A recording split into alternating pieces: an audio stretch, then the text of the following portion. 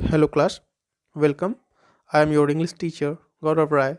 Welcome you on the onset of online learning classes. Today we will read class 6th supplementary reader chapter 1st, A Tale of Two Birds. There is a common proverb, as you think so your thoughts, so good thoughts power your mind, and the same things is applicable in this chapter. This is a story of two birds.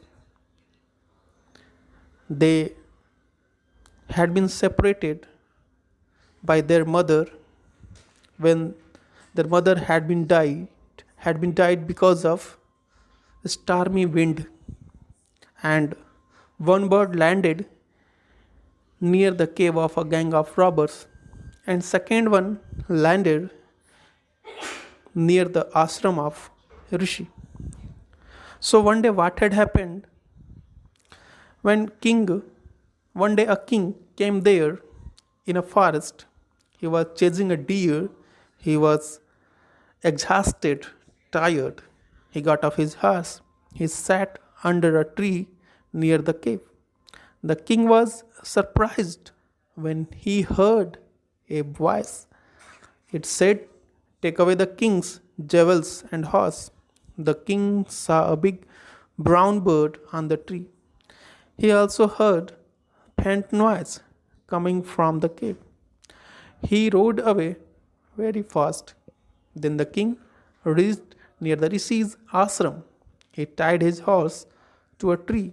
He sat down in its shade. He heard a voice. It welcomed him to the ashram. The king saw a big brown bird in the tree. This bird looked just like the other birds outside the cave. The bird told the king that the other bird was his brother. He had made friends with robbers and talked like them. The rishi came there just then. He invited the king into his ashram to the rest and share his food. The king told the rishi about the difference in behavior of two birds. The rishi said that it was the result of their company. So let us come on the topic.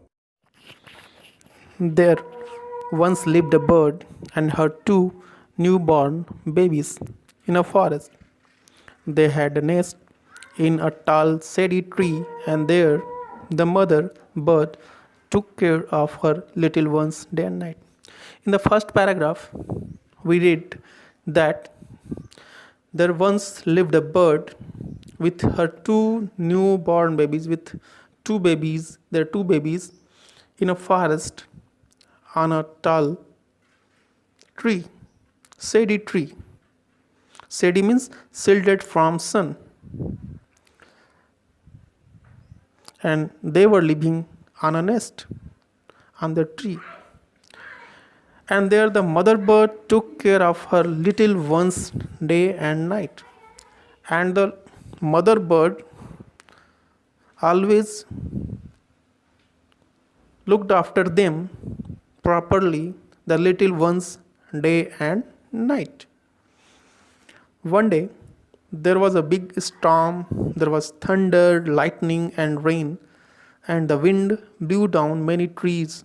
The tall tree in which the birds lived also came down. A big heavy branch hit the nest and killed the bird. Fortunately for the baby birds, the strong wind blew them away to the other side of the forest. One of them came down near a cave where a gang of robbers lived. The other landed outside a rishi's ashram a little distance away. So what had happened one day. There was a big storm. The storm means wild wind, heavy wind. And due to heavy wind, and there was thunder. Thunder means roar of clouds, badlo ki garaj. And lightning There was lightning and rain. There was a big storm. There was a thunder, roar of clouds, lightning, and rain. And the wind blew down many trees. And because of hurricane, strong wind, the trees started to fall down. The tall tree in which the birds lived, also the tree fell down. A big heavy branch, a big and heavy branch hit the nest and the and killed the bird. And killed the bird. But fortunately means luckily. For the baby birds, the strong wind blew them away to the other side of the bird. But luckily, fortunately, two birds landed on the earth. One of them came down near a cave where a gang of robbers lived, and the other landed outside a rishis ashram a little distance away. So the two birds, one bird landed, came down on the earth near rishis ashram, and one landed near gang of robbers cave. But their mothers had been died in this hurricane, in this storm, heavy storm. Next paragraph. Days passed and the baby birds became big birds. One day, the king of the country came to the forest to hunt. He saw a deer and rode after it. It ran deep into the forest, followed by the king. Soon the king lost his way and didn't know where he was. Days passed. Days were passing, and the baby birds started to grow. They became big birds. And the king of the country came to the forest for hunting, for preying the animals. And when he saw a deer, he started to rode. Rode means chase. He started to chase the deer. Rode after it. Ran behind the deer.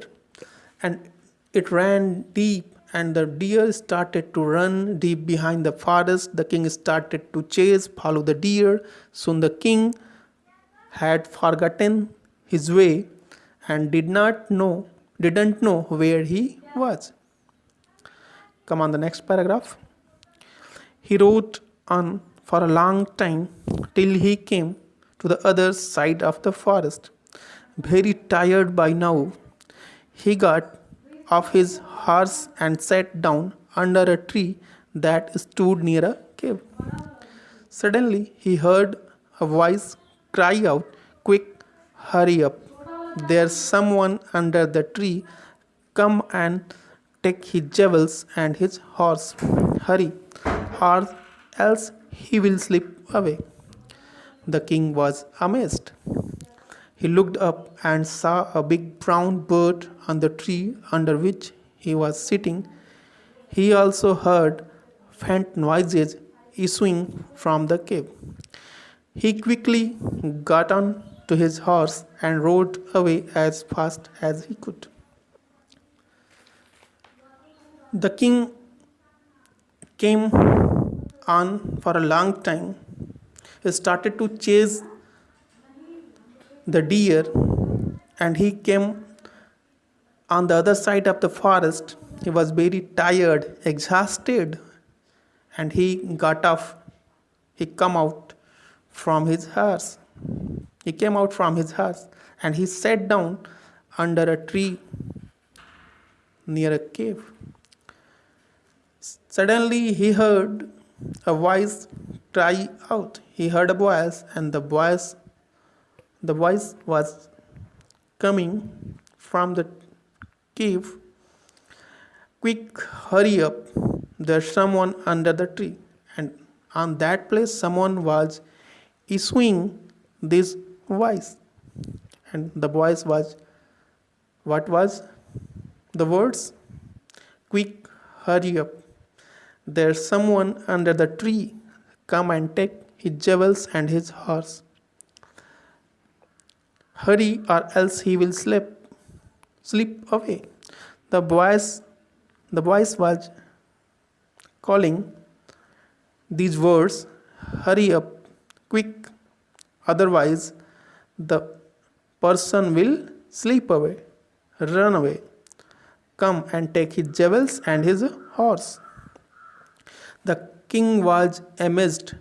Amazed means surprised, astonished. He looked up his and saw a big brown bird on the tree under which he was sitting. And he got there, a big brown bird on the tree under which he was sitting. He also heard faint noises. He also heard faint noises. Faint means dim noises. He was also heard slow noises. Faint noises, dim noises, issuing. Issuing means coming from the cave. He quickly got on to his horse and rode away as fast as he could. And he, after that, came out from his horse and rode away, went towards his way as fast as he could go, as fast as he could leave the forest. Come on, the next paragraph. Soon he came to a clearing which looked like an ashram. It was the Rishi's ashram. The king tied his horse to a tree and sat down in its shade. Suddenly he heard a gentle voice announce, "Welcome to the ashram.